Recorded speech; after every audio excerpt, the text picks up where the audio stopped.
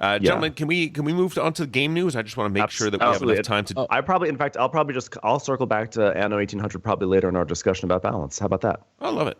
And also, I'm playing a game of Walking with Alfred asynchronously on VGA because he's just had a baby since the last time. Yes, he has. Congratulations, Alfred Clementine. Amazing. Congratulations. Congratulations. Happy. So happy for you. All right, on with the news. Good evening, Mr. and Mrs. North and South American, all the ships and clippers at sea. Let's go to press. Come on. News. Can you feel something in the air? Can you feel something special in the air? Can you feel money leaving Maddie's bank account? Because Chip Theory Games has a Kickstarter campaign for their newest game. It's called Burn Cycle. It is from designers Josh and Adam Carlson. They are cousins. And this one is a puzzly infiltration game for 1 to 4 players.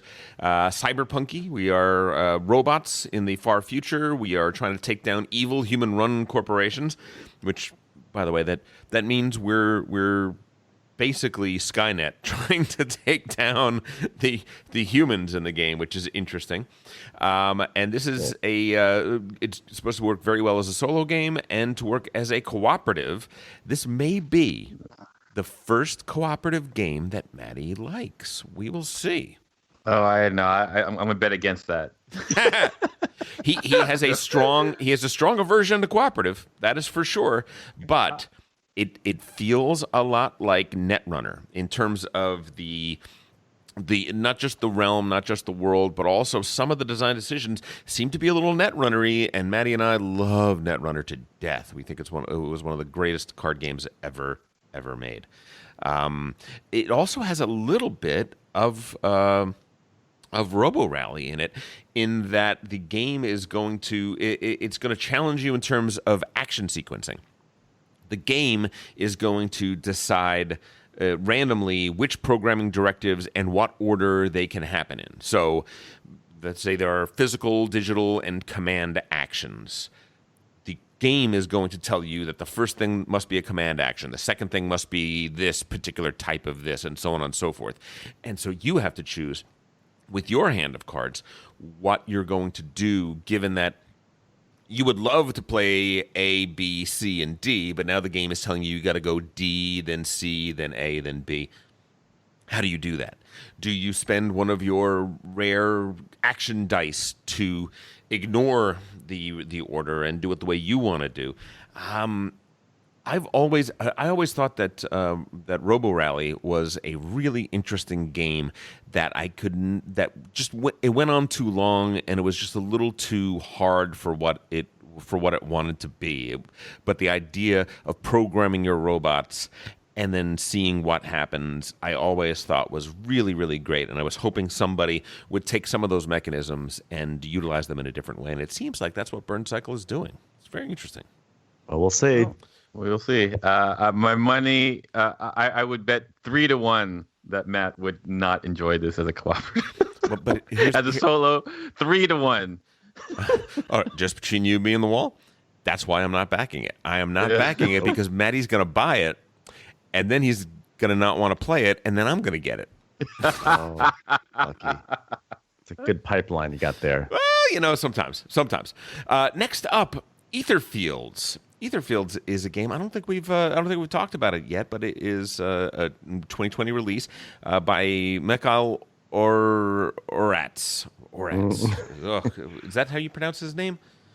It looks sort of like Michael Orath, but I don't know. I should not be weighing in on this. So Michael is the designer. I never know how to pronounce his name. He designed Neuroshima Hex, which was a very, very popular game in the early 2000s. Cry Havoc, which is a very good game. And This War of Mine, which was a video game that he adapted into a very successful board game. The publisher is Awakened Realms. Awakened Realms did This War is Mine. This is a narrative cooperative game, so if you're thinking Tainted Grail, if you're thinking Gloomhaven, you're kind of in the right space. But this one is all based on dreams, and the early word is that it is really, really interesting. maybe not perfect, but really tremendously interesting and very much unlike any other dungeon crawler. There are elements in this game where when you pick your character or when you pick your aspect that you are in the dream world, you don't get to see the back of it. You don't get to know what that means. So, for instance, in most of these games, if I choose the barbarian, I know I'm going to be the strong one, right? And so you're kind of min-maxing in your decisions in the early game. This game doesn't let you do that. There's a large amount of mystery in this game as you're going to enter these nightmarish dreamscapes. Each adventure is very, very different from every other adventure. And the early word, like I said, the early word is fantastic. It even has some escape room elements. There are, in some of the art sometimes, there are little hidden clues and things like that. And if you're paying really close attention, you can unlock secrets that you wouldn't otherwise be able to unlock. Go ahead. It has the most amazing box I've ever seen on a game. And like, I'm not a person who talks about boxes for board games, but like the box, it's stunning. It is. Not better than Concordia. Sorry. The miniatures are really cool. Wow. The miniatures are really cool looking. I'm not a miniature guy, so don't take my word for it. Take a look at them yourself. But everything I've been hearing about this game, Tom Vassell raved about it. Rado raved about it. Rado raves about a lot of things. He raves about a lot, but I like it. I like when he raves. But he did, yes. But it did sound like this was of particular interest to both of these guys. And a lot of other people that have been playing early copies of it seem to think it is something pretty special. So consider that. I have to say, I'm looking at it on Board Game Geek right now, and it does have a very interesting and cool box. And what's interesting is to the right, I'm being served a nice internet ad for Brass Birmingham. Very similar look and style and color palette. I got to give it to Brass Birmingham on this one, but that's still very good company. I know this is not what we're here for, but it's in front of me. I have to comment. The Midlands of England are a dark, horrific dreamscape. So a dark puddle. It's great. The beauty of a dark puddle. Other news: Harry Potter board game on Kickstarter, Catch the Snitch, has been canceled. They shut it down. And they said, and I quote, "The current situation of uncertainty in the world derived from the electoral campaign in the United States is negatively affecting our Kickstarter." What? What? No, just say, okay. Just say, okay. What? Don't blame... The Harry Potter's British. Don't blame us. Yeah. Look, they were looking to raise $450,000. When it got canceled, they'd only raised $64,000. I'm going to just respectfully suggest that maybe there are a couple other things at play. First of all, the cheapest version of the game on Kickstarter came to $120 US. The fancy edition, $350 for what essentially is a Quidditch board game. I don't know if that is the primary draw of the Harry Potter crowd. I don't think, I think college students enjoy playing Quidditch and all that sort of stuff, but I'm not sure a board game version of Quidditch is what people are looking for. I'll also say, who knows?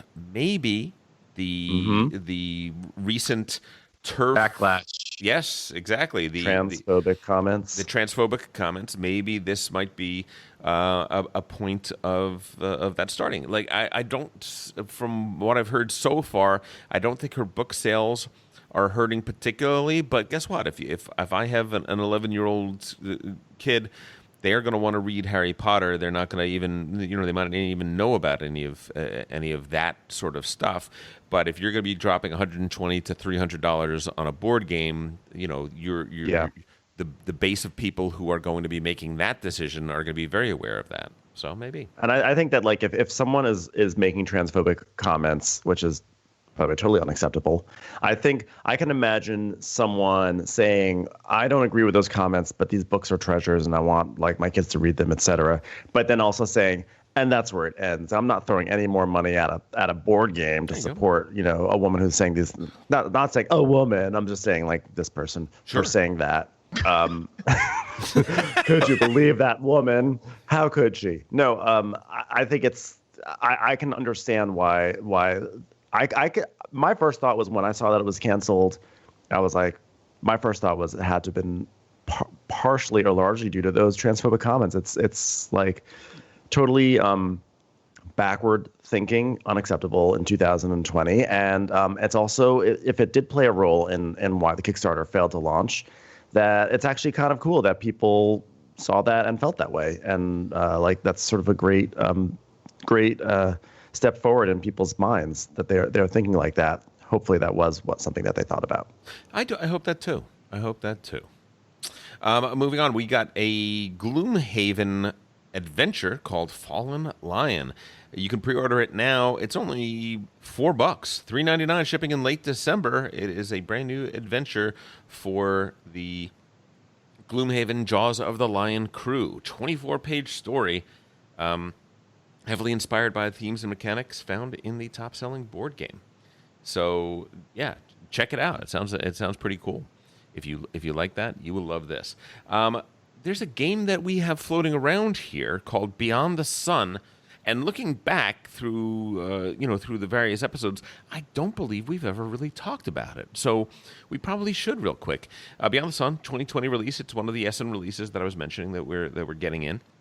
Dennis K. Chan is the designer, and it is a space civilization game that is very tech tree oriented. It has a very interesting tech tree where at the beginning of the game you can develop one of 4 different techs, and then that will have 2 other techs from that you can choose from, and each one of those will have 2 cards that you would discover, and you can choose which of those 2 cards that you've discovered you're going to develop, and so on and so forth. So a very, very a tech tree that is going to be radically different each game. People that have been playing it so far say that it's a little like Caelus.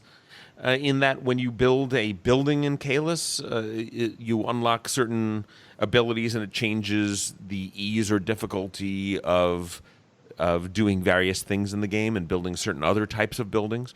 So it seems like the tech tree kind of works that way. And it also says that some people say that it also is a little bit like what's Vlaada Chvátil's classic, Through the Ages. Yes, Through the Ages, exactly right. Yeah, there's a little bit of Through the Ages in that. There are some dissenters, but a lot of people are saying that it could be one of those hidden gems for this year. Well, let me tell you something. Yes? This game, Beyond the Sun, is looking at you right now. It is sitting over my shoulder, waiting to be played. And in fact, on Election Day, a lot of people talked about how the stress made them stress eat. I stress purchased, and I just bought it off of Amazon. I had heard from some people that it was actually Rado said it, and actually several others said this is one of the best tech trees in the history of board games. Tom Vassell gave it a rave review, said it maybe hit the best game of the year. Yep. And I just kind of was like, I took in enough inputs that I was like, I'm going to buy it. And so I bought it, and it arrived, and it's sitting right next to Maria. Sitting next to Maria. And then Matt, I told Matt that I bought it. I spread my disease to Matt, and then he went and bought it. And we have a play date set up, and what's going to happen is it's the sort of game that we can actually do this, where we can both set up our copies of the game and FaceTime each other, and we can play a game virtually that way, because we haven't found an online implementation yet. But I'm really excited for this one. Awesome. Love it. Love it. Wanderer's Guide is on Kickstarter right now. It's going to have about 18 days left to go when you see it. It is fantasy maps for your RPG campaign. These are gorgeous looking maps, gotta say. So, being a current Dungeons and Dragons player, never thought I would say that again. There are the pages are dry erase, so you can open up the book and play right on that map. Right now, we're forced to play online, and Roll20 and various other sites are really great at creating a online implementation of maps, and those are working pretty well for me so far. But when people get to actually hang out together again and start playing these things, it seems like a no-brainer that a really quality product like Wanderer's Guide might be something you might be interested in. Let's just give one more here. Last but not least, Root has a Clockwork expansion for online. It is going to introduce co-op play, and it has new solo AIs that you can fight against. Essentially, as you guys know from Root, there was a mechanical marquee who was able to. It was an AI that would play against you in the board game or in the online implementation. Well, now there's a mechanical marquee 2.0. There's the electrical Eerie. There's the automated alliance, and there's the Vagabot. Isn't that awesome? Isn't that awesome? That is so great. So they're robot versions of each of the 4 original factions that can play against you, and they have come up with a way that you can play as a team against the Automa, which I think is really, really amazing. $5.99, available on all platforms. So I think that's instant buy for Matt. Instant buy for Matt. Right? Don't you think? Oh, I've never played Root, so it's all new and exciting for me. Root, I think what we decided is we played it, we saw the genius of it, and then we realized that, unfortunately, this is one of those games that we have to play over and over and over again to really make it sing the way we would want it to. Mm-hmm. And we just have we have a podcast where we have to be reviewing a different game each week, and that becomes very, very hard to do that in. And a life, at least with jobs and responsibilities as well. Like for me, I always liked Root for its asymmetry, but the last game I played, I lost, and David Gillison won with the Vagabond. That's never a good feeling. It wasn't, but what was very interesting was there's a certain degree of asymmetry. And his power was so asymmetrical that it was like playing a completely different game. Yeah. And I kind of felt like that kind of took out the win in the sales for me. I was like, I don't know if I enjoy this. The Vagabond is well known to be a little overpowered, perhaps, and it's a matter of balance. Hey, if you enjoyed that video, you very well might enjoy the other videos you now see being suggested to you on screen.